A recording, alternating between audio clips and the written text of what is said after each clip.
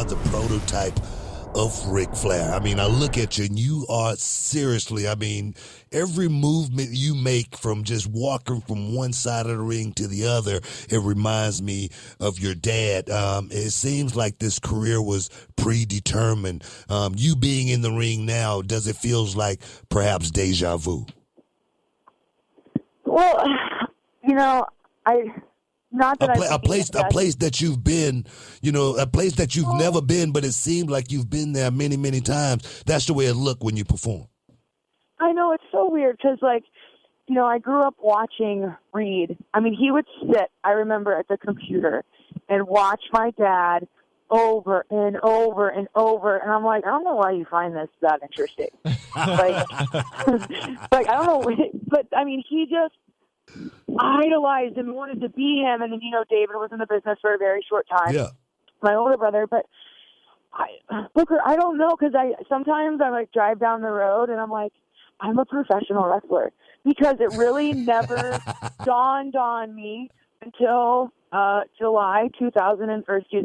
April 2012. I started in July when I was at the Four Horsemen Hall of Fame induction. Reed was like, you got to do this, we'll be together. And I was kind of like, I had no idea my future.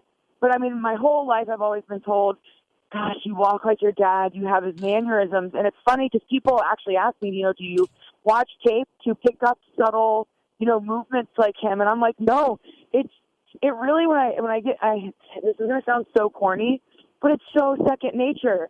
Like, Wow. Someone told me the match with Sasha, her first time winning the women's championship, and I'm walking up the ramp and I look back at her and someone was like, the expression, you look like your father, like I don't know, I guess I do think this was meant to be, and maybe if I had wanted to do this earlier in life, it wouldn't turned out the way it has now, because, you know, I was young and I had to, you know, get those young genes out. Not that I'm like ancient, but I think right place, right time, and being with the Four Horsewomen, you know, and then, and I say it to this day, I don't think I would be where I am today had I not had that breakout moment with Natty and NXT, because I really still wasn't sure of myself at that time, but Natty gave me the, you know, that confidence that I needed. And I still tell her to this day, like, Nat, I don't think I'd be here if you hadn't, you know, given back to NXT and, you know, was the general and showed me the ropes. Like, I still think that. That's awesome. That's So awesome. it's like a perfect storm with the people and the change. Yeah. You know, when Sasha beat you for the championship, you know, that right there, that tells me a whole lot, you know, because I always talk to my students and I tell them, you got to go out and be able to lose a whole lot better than when you win.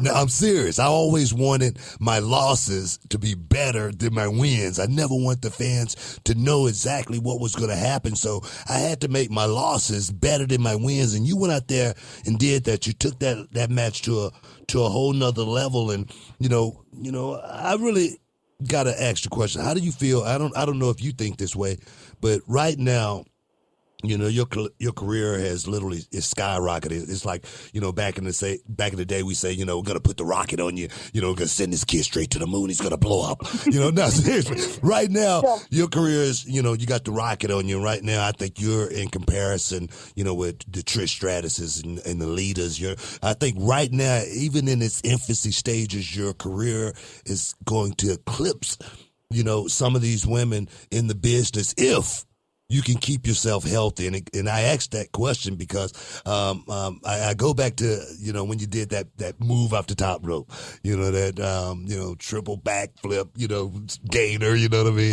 You know, no, my thing is, you know, that's something that's very, very high risk, but you look like you was very, very comfortable going out there doing that. I always say that's not something that you can go out there and practice. That's something that you got to be able to do 10 times out of 10 times, no matter what stage of the match you're in, you know, pushing yourself to that limit right there. You know, I don't want to see you get hurt. How far are you willing to go? That's the question. Okay, well, a couple of things came up in there. One, when you said, you know, you mentioned losing more important than winning. Yeah. I never understood when my dad used to say, I only won 16 times. I never understood that. Wow. Until, I'm 4 years into my career, and I'm like, I get it. Wow. Like, a light bulb goes off. Like, I only won 16 times. So when I walked out there, in my mind, I was like, it's not about winning again. It's not about retaining. It's, like you said, I want the audience to think I'm winning again. Yeah. So also, too, I don't know, in the end, it's predetermined, but I wanted people to remember, like, how I could make them feel, because that's what they'll walk away from. So, yes, and then you get into the whole moves. It's not about the moves. It's about the storytelling. So I was a gymnast for most of my life, and the reason I don't really do a lot of moves or anything like that, because the need for, I'm so much bigger than all the girls.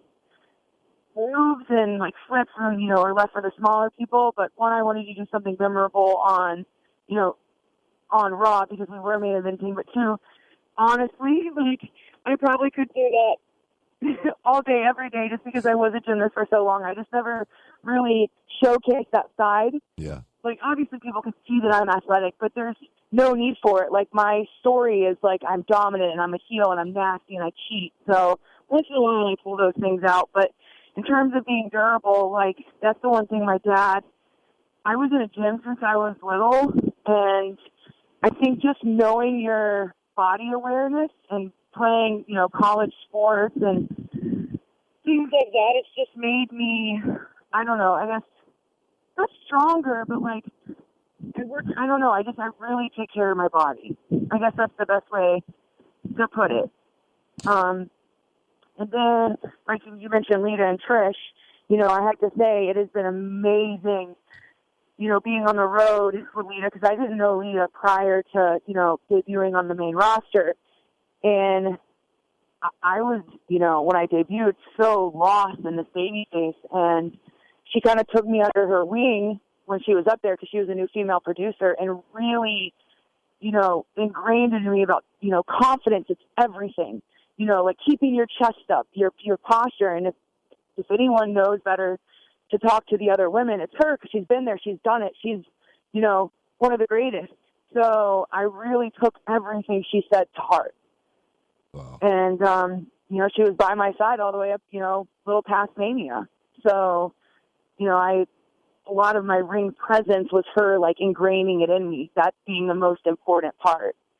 And then I think I answered all of them. Yeah. Hey, what's up? This Booker T, WWE Hall of Famer, representing Title Match Wrestling. Hey, you know the deal. Click on it. Make sure you subscribe. Check out all the latest videos from Reality of Wrestling and there beyond. Now, can't you dig that, sucker?